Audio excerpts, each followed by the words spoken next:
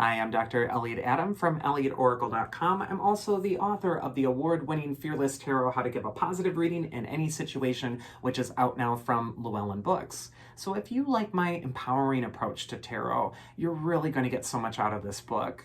It's time for this week's Oracle Reveal. So earlier today on Instagram, I placed a photo up of 3 different animals, and I asked you to use your intuition and just ask yourself which animal's getting caught in your head, because that animal has a message for you. And the 3 animals were the sage serpent, the curious cat, and the delightful deer. So if you're just joining me right now, ask yourself which animal's getting caught in your head, because that animal has your message. So for the serpent sage, the card says wisdom, grounding, and eloquence. And snake is about transformation. It sheds its skin. It's also a deep, potent symbol of wisdom. And wisdom's different than knowledge or information or intelligence. Wisdom can't be learned from a book or because someone told you to do something. Wisdom is learned from your own personal experience. And so this is going to be a time, if you're attracted to snake, where you're really honoring your own personal transformation, your own personal experience. And you're also really trusting that inner wisdom. First card for serpent is where it's best to place your focus this next week. And what an appropriate card we get in the moon. The moon represents sensitivity. It's also a card of trusting your instincts, trusting the deeper thing, the thing that's trying to emerge from below the surface, much like the lobster on the card. The moon represents that there's something unconsciously going on in the background, chattering in your consciousness if you pick serpent, and it wants to be known. It wants to be heard. And what you're going to want to do is tune into it. But the moon can sometimes make us feel uneasy. And sometimes because that thing is haunting us from beneath the surface, we feel like we want to numb it or keep a step ahead of it or not pay attention to it. But then the moon makes us feel crazy. The moon in Latin is luna, where we get our word lunatic from. So if you're attracted to the serpent, this could be a time to really pay attention to your deeper feelings and feel them. Listen to what they're trying to tell you. And they'll loosen their grip on you. They'll bring things into more focus and clarity as well. And they'll reveal what your wisdom wants you to know all along. The second card for serpent is where it's best to place your focus this next week. And we got the Fool card. He's telling you to dive in, be optimistic, jump in, take a chance. There's a new beginning happening right now.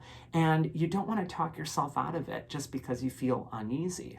The Fool is a risk taker, and he's able to take risks because he's humble. He doesn't care if he makes a mistake or it looks stupid or what is someone going to think about him. He doesn't care about that. He just does it. And so this could be an important time where you're diving in head first in new experiences and allowing yourself to feel them, even if it means you're opening up to being a little more sensitive this next week. And then finally, the mythic archetype that's going to help the serpent. There he is, Apollo, the god of divination, music, the sun, prophecy. Apollo could be saying that it's important to listen to the light within. He also reminds me of that sun that appears on the Fool card, which illuminates the Fool's path. There's a sense of optimism, that the way ahead is clear. And Apollo brings clarity, especially through signs, signals, and also paying attention to those potent divination symbols.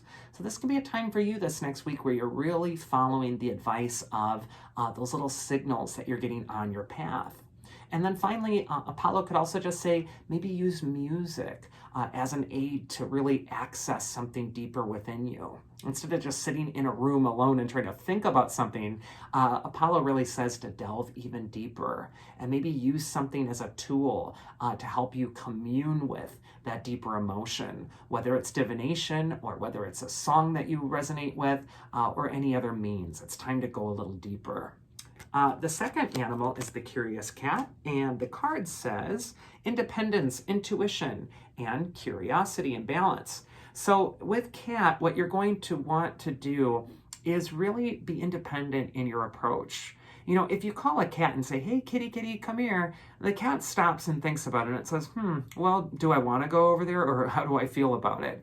And it teaches us that we don't have to do something just because someone's insisting on it.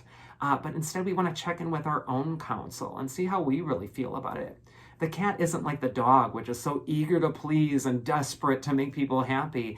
The cat is more interested in making itself happy. So if you're attracted to cat this next week, this could be a time where you're really letting your own counsel be your guide, and you're also trusting what you feel about something before committing to it because you're feeling, driven by the pressures of others. First card for cat is where it's best to place your focus this next week. We got the Two of Pentacles, which says that life is going to be sending you waves this next week if you pick the cat. You want to be flexible and adaptable when we see the Two of Pentacles.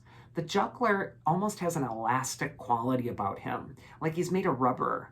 He's got this hat that's stretched out, and even that little cord that's binding the coins looks like a rubber band. So when I see this card, I really feel like you don't want to fight the waves. You don't want to fight the unpredictable things that are happening. Instead, you really want to just be flexible and learn to roll with the punches. The advice from your inner wisdom, if you pick the cat, is the Death card, which says that a lot of the changes that are coming your way may appear frightening on the surface. They might scare you. The Death card frightens all of us when we see it usually because the Death card implies permanence. It says, yeah, there's a change. Yeah, there's a death and a rebirth, of course. But there's a sense that once that change happens, there's no going back. And that can be really scary. And the way to handle change is to be adaptable to it, especially with that Two of Pentacles. That which cannot evolve or adapt becomes extinct. So if you're attracted to the cat this next week, really think about that. Really think about how adaptable you are, how willing to change you are. The more adaptable you are, the more flexible you are, the more you can land on your feet if you're tossed out a window, the better you're going to be. And I think that this Death card is just saying that there's a major transformation at hand. The mythic archetype that's going to help you, if you pick the cat, is Hestia, the goddess of the hearth and the home. And she could be saying that it's time to go internally to retreat. It might be a time to stay home, review, look at your plans in front of you, and not feel rushed. Again, don't feel pressured to make your transformation. This is your transformation. This isn't the transformation that needs to happen because someone's making you make that transformation. So like the cat, really trust your own counsel and maybe retreat at home a little bit and think about the next steps instead of just feeling like you have to dive into them. But that being said, be adaptable as well. And then finally, the Delightful Deer card says clarity, adaptability, and divination. And deer is very sensitive. It's very gentle. Maybe the word divination's on this card because deer is so sensitive. And it really does need to feel things acutely, but might need to look at things through the lens of a divination tool in order to not be overcome by the emotion with it. Deer gives you a little bit of distance from that sensitivity. The first card for deer is where it's best to place your focus this next week. We got the Judgment card, which is a card of rebirth and renewal. Judgment's the counterpart to the Death card. So that which is ending is now also springing to new life. And whenever I see the Judgment card, I think of the phoenix that rises out of the ashes. Something important is being born anew for the deer. And it's important to be alert and awake. That blazing trumpet snaps you out of sleepwalking through life and makes you really pay attention to the steps in front of you and to be present. So really be present now if you're attracted to the deer, because that is where your power is.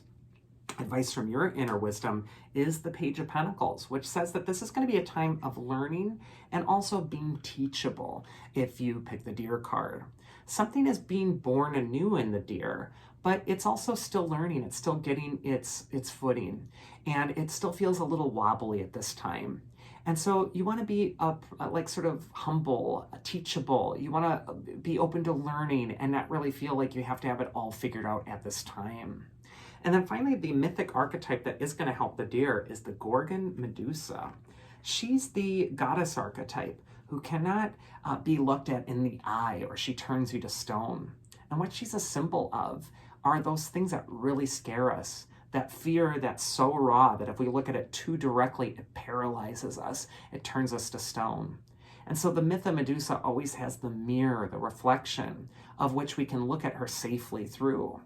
And for me, divination is a mirror or a reflective tool where we're not looking at our issues directly, but instead we're looking at their reflection. We're getting some distance from it. And then we're knowing just what to do.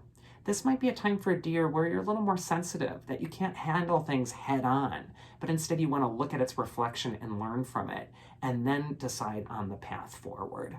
And that is this week's Oracle. I do hope you enjoyed it, and if you did, you can always check me out at elliotoracle.com. Otherwise, I hope you all have a safe, happy, and healthy week, and I will see you again here next time. Take care.